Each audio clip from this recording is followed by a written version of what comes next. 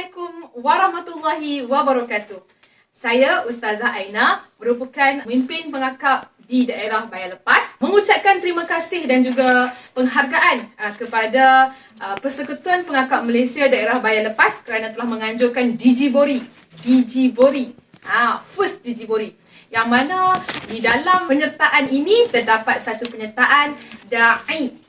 Da'i di kalangan pemimpin, da'i di kalangan pelajar-pelajar, dan hari ini Ustazah berkongsilah menjadi da'i pula tiba-tiba kan, untuk berkongsi tentang bagaimana cara untuk dikasihi Allah. Okey, sebelum tu mari Ustazah terangkan tentang undang-undang pengakap. Yang pertama, dipercayai. Dia dalam bentuk lagu.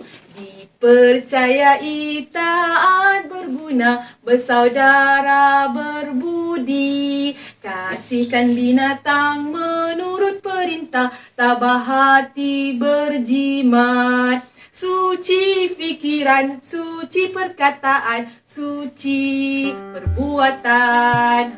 Untuk menjelaskan tentang undang-undang pengakap. Jadi bagaimana kita hendak mengasihi dan dikasihi? Senang saja. Okay? Orang yang apabila dia mengasihi orang lain, sudah pasti dia akan dikasihi. Hari ini Ustazah ini mengajak anak-anak semua untuk berbuat baik dan berlaku ihsan untuk mewujudkan sifat kasih sayang. Okay? Sesama manusia. Kita kalau kita nak sayang pada orang ataupun nak orang sayang pada kita, kita kena ada perasaan ihsan. Okay, belas kasihan. Kita tak boleh duk jadi orang yang kerasukan, sombong. Kalau orang tu sombong, macam mana dia nak dikasihi? Kita kena jadi orang yang mengasihi orang dengan cara berbuat baik kepada orang lain. Kita buat baik pada orang, orang akan balas dengan lebih baik kebaikan kepada kita. Okay, contoh pada zaman Nabi Muhammad SAW, di mana kisahnya pada zaman itu terdapat seorang sahabat lah, dia ada anak ramai, sampai 10 orang anak sahabat tersebut. Okay? Tetapi sekalipun dia tidak pernah mencium anaknya.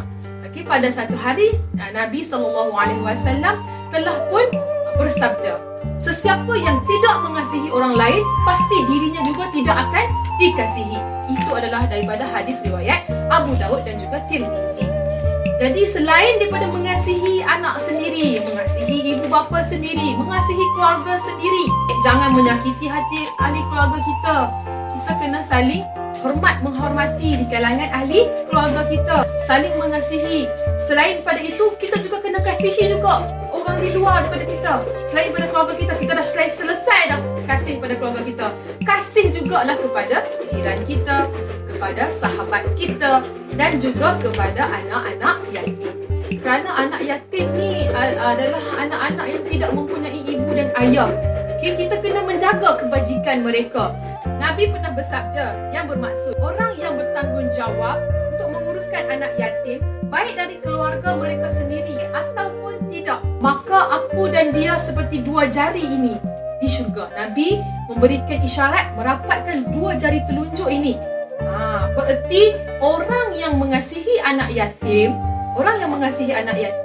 ibarat di syurga nanti dekat dengan Nabi, seperti dua jari ini dekat dengan Nabi. Jadi kita kena mengasihi juga kepada anak yatim. Itu adalah daripada hadis riwayat Bukhari. Seterusnya, selain daripada berbuat baik kepada anak-anak sendiri, keluarga sendiri, sahabat handal, jiran-jiran, kena jugalah kita berbuat baik kepada haiwan, berlaku ihsan kepada haiwan. Macam mana nak berlaku ihsan kepada haiwan? Senang saja. Bila kita memelihara haiwan, bila kita mempunyai binatang peliharaan, contohnya apa? Kucing, lagi itik, ayam, arnab, apa sajalah binatang peliharaan yang kita pelihara, kita kena bagi makan, beri minum, dan kita kena sediakan keperluan sepatutnya lah kepada haiwan tersebut, supaya ianya sihat, selamat, dan dia tidak dalam keadaan terseksa bersama dengan kita. Kalau nak bela burung, boleh tak bela burung? Tapi tak boleh letak dia dalam sangkar. Kena buat apa? Kalau nak ada sangkar, kena sangkar yang luas sampai dia boleh terbang. Macam kat taman burung kan, ada sangkar burung yang luas. Selain daripada ada sangkar burung yang luas, kita kena ada apa? Ada pasangan dia. Dia duduk sorang-sorang, kesian dekat burung tu. Kita sediakan pasangan ikut dia. Kalau tidak, kalau kita bela dia dalam sangkar, maka kita ibarat macam menyeksa dia. Dia tak boleh terbang bebas dan dia juga tinggal di tempat dalam sangkar tanpa ada pasangan. Jadi itu menyeksa haiwan sebenarnya. Jadi siapa-siapa yang ada haiwan, kalau kita kasihkan binatang, ingin menjadi orang yang dekat dengan Nabi dan menjadi orang yang dikasihi oleh Allah, kasihkanlah kepada binatang dengan sebaiknya. Seterusnya, Ustazah akan bagi tahu tentang hadis Nabi Muhammad SAW tentang kita dilarang untuk menyeksa binatang. Pernah Nabi Muhammad SAW bersabda, iaitu ada seorang wanita diseksa kerana seekor kucing. Apa yang dibuat pada kucing itu? Kerana kucing tersebut dikurungnya sehingga mati. Lalu wanita itu masuk ke dalam neraka kerana kucing tersebut dikurungnya tanpa diberikan makan dan minum, dan tidak pula dibiarkannya bebas sehingga dia tidak dapat makan ataupun mendapat makan sehingga atau memakan serangga tanah. Hadis riwayat Imam Bukhari. Demikianlah beberapa contoh tentang bagaimana bersifat belas kasihan kepada seluruh makhluk Allah. Ingat, makhluk Allah ini meliputi apa? Manusia, haiwan. Jadi kita kena kasih kepada binatang, kasih kepada semua makhluk Allah yang ada di bumi ini kerana kita ingin dikasihi oleh Allah dan semua penduduk-penduduk yang ada di langit. Serta kita kenalah memiliki sifat ihsan dan sifat rahmat kepada seluruh makhluk. Mudah-mudahan dengan sebab kita mengasihi orang lain, mengasihi haiwan, mengasihi binatang, menyebabkan Allah mengasihi kita dan kita mendapat lagi kasih sayang Allah di akhirat nanti.